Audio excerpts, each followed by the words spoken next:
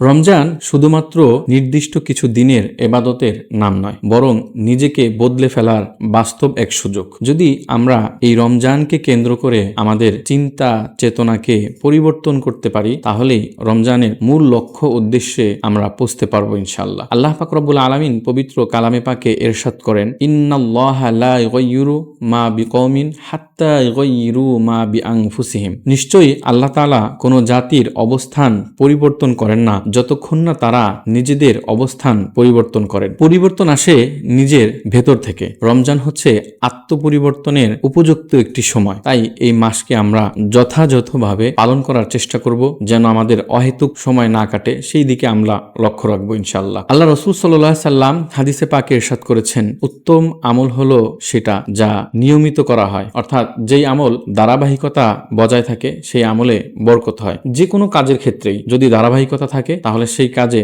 আল্লাহ তাআলা বরকত দান করেন। রমজানের শিক্ষা হলো সাময়িক আবেগের ইবাদতের নাম নয়, যে আমার রমজান শুরু হলো, আমি প্রতিদিন নামাজ পড়তে গেলাম, 10 রমজান পড়লাম, তারপরে আমাকে আর মসজিদে খুঁজে পাওয়া গেল না, এরকম না। এমন ভাবে আমলের মধ্যে নিজেদেরকে জড়িয়ে নিব যাতে আমার মধ্যে অভ্যাসে পরিণত হয়ে যায় যে আমি নামাজ আমার মিস হবে না, আমার রোজা মিস হবে না, আমার তেলাওয়াত মিস হবে না, আমার জিকির মিস হবে না, প্রত্যেকটি আমল আমি ধারাবাহিকভাবে করে যাব, যাতে এই আমলের প্রভাবটা আমার সারা বছর সারা জীবন কাজে লাগে। তাই এই রমজান আমাদেরকে প্রশ্ন রেখে যায় যে আমি এই শ্রেষ্ঠ একটি মাস পেয়ে, শ্রেষ্ঠ কিছু দিন পেয়ে আমি আমার নিজেকে কতটুকু পরিবর্তন করতে পেরেছি। তাই আসুন আমরা এই রমজানকে সঠিকভাবে, সঠিক নিয়মে, সঠিক সময়ে প্রত্যেকটি কাজ যেন করতে পারি। আল্লাহ পাক আমাদেরকে তৌফিক দান করুন, আমিন।